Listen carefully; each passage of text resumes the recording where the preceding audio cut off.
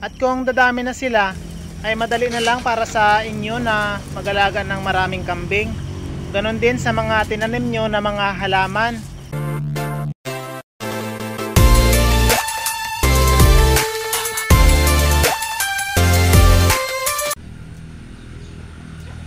Magandang umaga mga kamangyan. Update tayo sa ating mga alagang kambing. May nadagdag ulit sa ating mga alagang kambing. Ito si Amor. 3 months na itong buntis. Medyo payat lang itong si Amor dahil dun sa pinanggalingan niya ay hindi siya masyadong naaasikaso. Itong isa naman ay si Bikang. 2 linggo pa lang simula nang ito ay makastahan. At ito rin ang isa, hindi pa natin nabibigyan ng pangalan. Mag-iisang buwan na rin itong buntis. Itong si Tasya mga kamangyan ay 2 linggo na lang manganganak na. Malaki na ang kanyang tiyan. Sana ay 2 ang kanyang magiging anak o 3. Pero 2 ay okay na. Mas maaalagaan niya. Huwag lang isa. Ito na lang ang lalaki nating kambing. Lahat ay mga babae na. At sa mga alaga nating kambing ay 4 ang mga anak ngayong taon. Magda2 buwan din na panay ulan dito sa aming lugar. At na-survive din naman natin ang ating mga alagang kambing. Hindi naman sila nagkasakit o nagtae. Hindi lang natin sila nilalabas ng kulungan dahil hindi pwedeng mabasa ng ulan ang ating mga alagang kambing. Binibigyan lang natin sila ng kumpay. At 11 na ng tanghali tayo nagbibigay dahil bawal sa ating mga alagang kambing ang makakain ng damo na mayroong hamog. Yan ang iniiwasan natin para hindi magkasakit at magtae itong ating mga alagang kambing. At lagi nating nililinisan ang kanilang kulungan. Winawalis natin ang kanilang dumi. Pero sa lupa ay hindi pa natin nalilinisan. Hindi pa natin nawawalis dahil basa pa. Pero ngayon na maaraw na ay patutuyuin lang natin para mawalisan. At maililipat na rin natin ngayon ang ating mga alagang kambing sa mga pakainan. Yan mga kamangyan, nailabas na rin natin sa kanilang kulungan ang ating mga alagang kambing. Naitali na natin sa kanilang pakainan. Ang pag-aalaga ng kambing mga kamangyan ay maganda na mahirap. Maganda siya dahil wala tayong gastos sa pagkain ng ating mga alagang kambing. Hindi na natin kailangan ng budget para sa kanilang pagkain. Ang kailangan lang natin ay tali para hindi ito makasira ng mga pananim ng ating mga kapitbahay. At pabahay para sa ating mga alagang kambing. Kahit hindi masyadong maganda, basta may maayos na bubong, yung hindi tutulo kahit malakas ang ulan. At mayroon ring dingding. Kahit mga scrap lang ang ilagay nyo sa dingding ng bahay ng inyong alagang kambing. Basta hindi sila napapasok ng malakas na hangin o nalalamigan kapag tag-ulan. Lalo na kung bare months. Kapag mayroon na tayong maayos na pabahay para sa ating mga alagang kambing, hindi na tayo mamroblema sa budget. Wala na tayong ilalabas pa na pera. Lalo na kung native ang ating alagaan na kambing.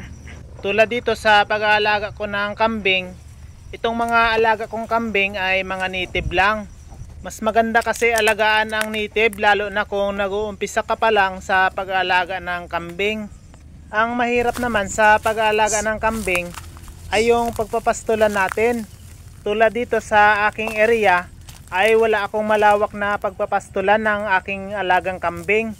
Dahil lahat ng palayan ay may tanim na palay. Lalo na ngayong panahon ng pagtatanim ng palay. Ang pinagpapastulan lang natin ay mga bakanting lote, tabi ng kalsada at tabi ng palayan. Tulad ngayon, nagpapastol tayo dito sa tabi ng palayan. Ang kagandahan lang sa ating mga alagang kambing, kahit ilagay mo siya sa tabi ng palayan, kahit naaabot nila itong mga tanim na mga palay, ay hindi kumakain ng palay itong ating mga alagang kambing. Damo lang ang kanilang kinakain. Pero syempre kailangan pa rin nating itali itong ating mga alagang kambing dahil lalayo sila at pupunta sa mga pananim ng ating mga kapitbahay. Pero kahit maliit lang ang iyong pagpapastulan ng inyong mga alagang kambing, ay hindi ito hadlang para hindi tayo mag-alaga ng kambing. Kung mayroon naman kayong sariling area ay mayroon pa namang paraan. Pwede tayong magtanim ng mga halaman na pwedeng ipakain sa ating mga alagang kambing. I-share ko sa inyo mga kamangyan ang mga kinakain ng aking mga alagang kambing na pwede nating itanim sa ating area. Ito mga kamangyan, mulberry. Mabilis lang tumubo itong halaman na to at mabilis lang rin nating paramihin. Ito rin mga kamangyan, Madrid de Agua. Parehas lang rin sa mulberry, mabilis lang rin paramihin. Maraming nutrients ang makukuha ng ating mga alagang kambing kahit araw-araw nating ibigay. Ito ring isa ay Napier grass. Mabilis din paramihin at gustong-gusto ng ating mga alagang kambing. Ito nga ang tanim natin na Napier grass ay kinainan na ng ating alagang kambing. Natira na lang ay puno. Malapit na ang maubos ang kanyang dahon. Maganda kung mayroon tayong shedder machine para walang nasasayang sa Napier grass na ating ibibigay sa ating alagang kambing. Para naman sa bakod ng inyong area, mas maganda itong Madre Cacao. May bakod na kayo, may pagkain pa kayo para sa inyong mga alagang kambing. At mabilis rin itong lumago.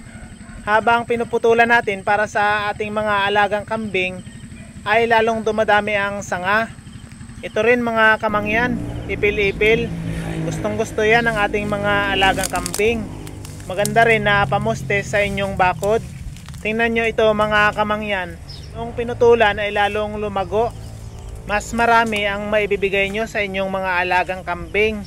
Ito rin, Gimelina tree.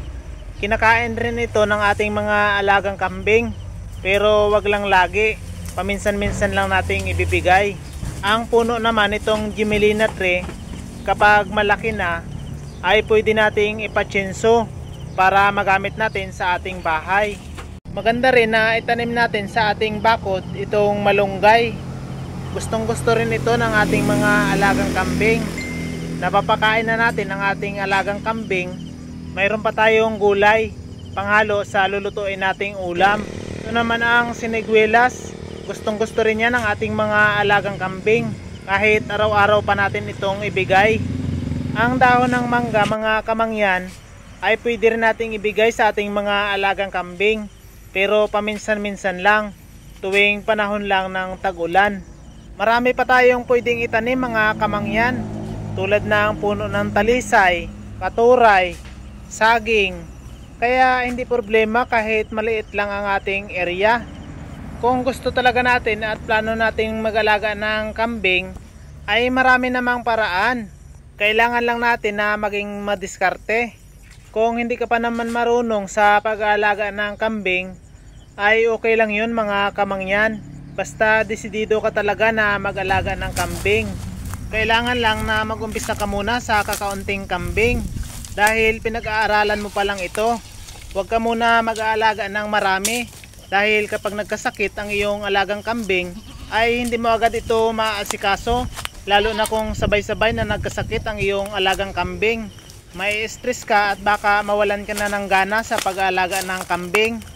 Ang resulta ay ibibenta mo ang iyong alagang kambing at hindi ka na mag-aalaga. Hindi katulad kapag kaunti lang ang iyong alagang kambing. Kung magkasakit man ito, ay kaunti lang ang iyong aasikasuhin at gagamutin. At habang tumatagal ka sa pag-aalaga ng kambing, ay nalalaman mo na lahat kung anong gamot sa mga kambing na nagkakasakit. Nalalaman mo na rin kung paano maiwasan na magkasakit ang inyong alagang kambing. At kung dadami na sila, ay madali na lang para sa inyo na mag-alaga ng maraming kambing. Ganon din sa mga tinanim nyo na mga halaman, pagkain ng inyong alagang kambing. Kapag marami na ang inyong alagang kambing, ay marami na rin ang inyong mga pananim na halaman, pagkain ng inyong mga alagang kambing. Kahit hindi umuulan, ay pwede kayong magbigay ng kumpay para sa inyong alagang kambing. Dahil marami naman na kayong makukuha na pagkain nila galing sa mga tinanim nyo na mga halaman. Tulad dito sa alaga kong kambing, sa hapon pagkatapos natin silang ipastol, pag uwi ng ating mga alagang kambing sa kanilang kulungan, ay mayroon pa rin silang madadatnan na kumpay. Kaya kahit nasa kulungan na sila, ay tuloy-tuloy pa rin ang kanilang pagkain. Araw-araw ay ganyan ang ating ginagawa mga kamangyan. Sa tagulan naman, kapag nagbigay tayo ng kumpay at napansin natin na naubos na nila, ay pinapalitan agad natin ang kumpay na binigay natin. Hindi na tayo lumalayo o pumupunta pa sa ibang lugar para kumuha ng kumpay, dahil marami na tayong pananim na pwedeng pagkunan ng kanilang pagkain.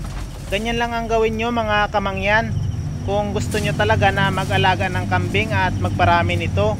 Ang kailangan nyo ay mag-umpisa na para magawa nyo na ang inyong pinaplano na pag-aalaga ng kambing. Hanggang dito na lang muna mga kamangyan.